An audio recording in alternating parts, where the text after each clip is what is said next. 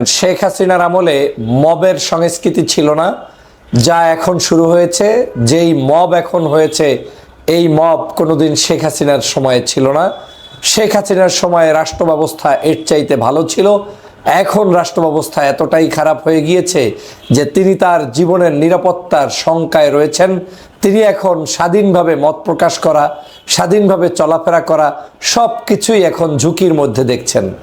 অথচ এই ফজলুর রহমান 5ই আগস্টের পর থেকে তার মুখ থেকে যে ধরনের নিকৃষ্ট ভাষায়, যে ধরনের আওয়ামী লীগের পারপাস সাফ করার জন্য শেখ হাসিনার বিশেষ এজেন্ট হিসাবে সকাল সন্ধ্যা জুলাই বিপ্লবীদেরকে নিয়ে কটূক্তি করছে, ছাত্র জনতাকে নিয়ে কটূক্তি করছে, কখনো তাদেরকে রাজাকার, কখনো তাদেরকে আলবদর, কখনো তাদেরকে আল শামস, কখনো তাদেরকে জামাত শিবির, কখনো তাদেরকে মৌলবাদ, এরকম ট্যাগ দিয়ে দিয়ে সকাল সন্ধ্যা তার বিরুদ্ধে, এই বর্তমান প্রজন্মের বিরুদ্ধে লেগে আছেন। তার নাম অ্যাডভোকেট ফজলুর রহমান সাহেব।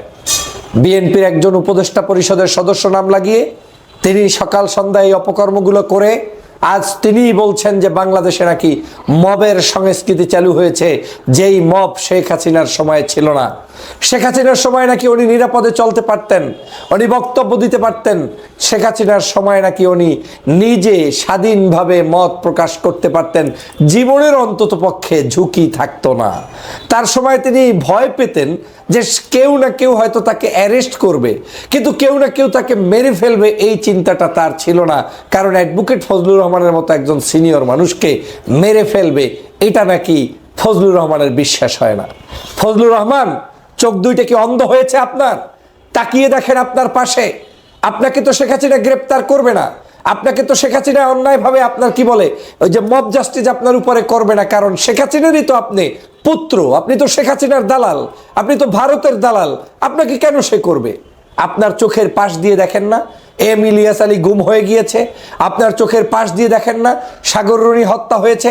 আপনার চোখের পাশ দিয়ে দেখেন না সালাউদ্দিন কাদের চৌধুরীকে ফাঁসির কাস্টে ঝুলিয়ে হত্যা করেছে? আপনার চোখের সামনে দেখেন না আজকের মেজর সিনহা রাশেদকে চেকপোস্টে দাঁড় করিয়ে তারপরে ওসি প্রদীপ সেখানে হত্যা করেছে? আপনার চোখের সামনে দেখেন না যে র্যাবের সাবেক মহাপরিচালক বেনজিররা কিভাবে মানুষদেরকে হত্যা করেছে, পুলিশের আইজি থাকা অবস্থায় হত্যা করেছে? চোখের সামনে দেখেন না যে বর্তমান ট্রাইব্যুনালের অ্যাডভোকেট তাজুল ইসলাম সাহেব বলছে 1330 জন মানুষকে একজন ব্যক্তি গুলি করে করে হত্যা করতে এবং সেখানে রক্ত ছিটে আসলে আনন্দ পেত? এগুলো কি চোখের সামনে ভেসে ওঠে না? আপনি বলছেন যে মব জাস্টিস কাকে বলে? মব জাস্টিসের কি দেখেছেন? বিপ্রজিৎ হত্যা দেখেন নাই? বিশ্বজিৎকে যে হত্যা করেছে সেটা আপনি দেখেন নাই? আপনি কি দেখেন নাই যে আবরার হত্যা হয়েছে কিভাবে?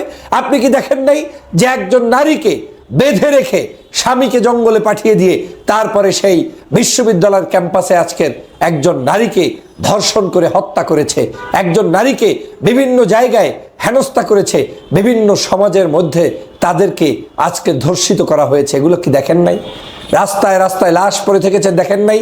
দেখেন নাই যে গত 16টি বছর কত হাজার মানুষের উপরে আক্রমণ করেছে? দেখেন নাই 5 শাপলা চত্বরের কথা? দেখেন নাই 24-এর গণ অভ্যুত্থানের সময় 2000 মানুষকে হত্যা করা হয়েছে? এখন উচিত ছিল আপনার পরিবারের কাউকে ওই আন্দোলনের মধ্যে নিয়ে গিয়ে শেখ হাসিনা যদি বাটাম দিত, তাইলে আপনি বুঝতেন যে মব কাহাকে বলে। কিন্তু সমস্যাটা হচ্ছে আপনাকে তো সে বাটাম দিবে না, আপনাকে তো পেলে পুষে তৈরি করেছে। আর আজকের বাংলাদেশটা যারা যুবকরা, যেই ছাত্র জনতা, বৈষম্য বিরোধী আন্দোলনের নেতারা দেশটাকে উপহার দিয়েছে, তাদের সাথে আপনারা এখন নতুন নতুন গল্প সাজান, নতুন নতুন তকমা লাগান, নতুন নতুন তাদেরকে দেশদ্রোহী বানানোর চেষ্টা করেন। সাধারণ শিক্ষার্থী ভালো কাজ করলেই সে শিবির হয়ে যায়, নামাজ পড়লেই সে শিবির হয়ে যায়, একটু দাঁড়িয়ে রাখলেই সে শিবির হয়ে যায়। এই মত প্রকাশ করত শেখ হাসিনা, আজকের আপনি ফজলুর রহমান বিএনপির চেয়ারপারসনের উপদেষ্টা হয়ে করছেন। একেবারে একেবারে ধ্বংসের দ্বার প্রান্তে নিয়ে যাচ্ছেন আপনারা।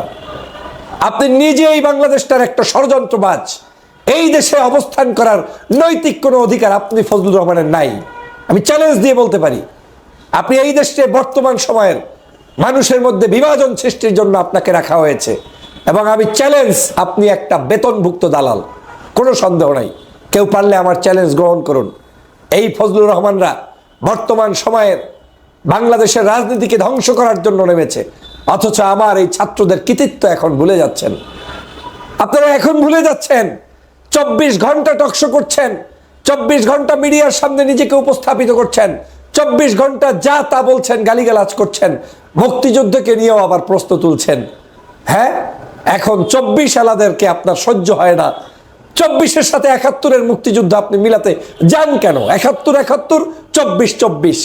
আপনি এখন 71-কে 24 মুছে দিতে চায়, 71-কে 24 একেবারে শেষ করে দিতে চায়। এই ধরনের আলতু ফালতু বক্তব্য দিয়ে জাতিকে বিভাজন সৃষ্টি করছেন, বিভ্রান্ত সৃষ্টি করছেন। 71-এর সাথে 24 কোনোদিন যায় না, 24-এর সাথে 71 কোনোদিন যায় না। যেই সেশনে আমরা যেটা অর্জন করেছি সেটা জাতির জন্যই আমরা অর্জন করেছি। আজকে আপনি যাকে তাকে রাজাকার বানিয়ে দেন, যাকে তাকে আলবদর বানিয়ে দেন, যাকে তাকে গালিগালাজ করেন, আপনার বিবেকে ধরে না। আপনি আবার কেমনে কিভাবে বিএনপির চেয়ারপারসনের উপদেষ্টা হয়ে বসে আছেন আমি নিজেও জানি না। আমার তো মনে হয় না যে আপনি কোনো অবস্থায় সুস্থ মস্তিষ্কের একজন মুক্তিযোদ্ধা। শেখ হাসিনাই হয়তো আপনাকে কোনো একটা উপাধি দিয়েছে, কারণ একজন ভালো মুক্তিযোদ্ধার মুখ থেকে কোনোদিন মিথ্যা কথা বের হয়ে জাতিকে বিভ্রান্ত করতে পারে না, কারণ মুক্তিযুদ্ধের সেই আইডলদের মধ্যে এটা পড়তে পারে না। কিন্তু আপনি এটা করছেন, আমি অবাক হয়ে যাই। চোখের সামনে শেখ হাসিনার সকল হত্যাযজ্ঞগুলো ভাসে না। দেখেন নাই 2013 সালে মব জাস্টিস কায়েম করে বাংলাদেশের শাহবাগে সেই নর্তকীরা কি করেছিল? দেখেন নাই? এদেশের আলেম ওলামা দেলোয়ার হোসেন সাইদি, কাদের মোল্লা, আপনার কি বলে আলী হাসান মুজাহিদ, মীর কাসেম আলী, এভাবে করে তাদের নিজামী সাইদি সবাইকে যে হত্যা করলো সেগুলো আপনাদের চোখের সামনে বাজে না?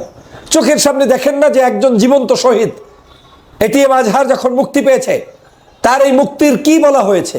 বলা হয়েছে তার নামে যত আনিত অভিযোগ এগুলো মিথ্যা, প্রমাণিত নয়, এগুলো সত্য নয়, এই অভিযোগগুলো সত্য নয়। আর তার মধ্য থেকে প্রমাণ হয়েছে বিগত দিনে যাদেরকে ফাঁসির কাস্টে ঝুলিয়েছেন প্রত্যেকেই হচ্ছে নিরপরাধ। আপনি আওয়ামী লীগের মতো করে যাকে তাকে আবার রাজাকার ট্যাগ লাগিয়ে দিবেন, এদের বিরুদ্ধে বলবেন, সেটা তো জাতি প্রত্যাশা করে না, সেটা তো জাতি খায় না। আপনার মতো এই ফজলুরকে বাংলাদেশের জনগণ খায় না।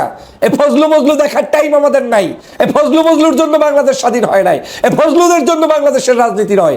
আপনার জন্য রাজনীতি হচ্ছে ভারতের পাচাটা এবং দালালি করা। ওখানে চলে যান, 24 নিয়ে কথা বলবেন না। 24-এর কোনো অধিকার আপনার নাই।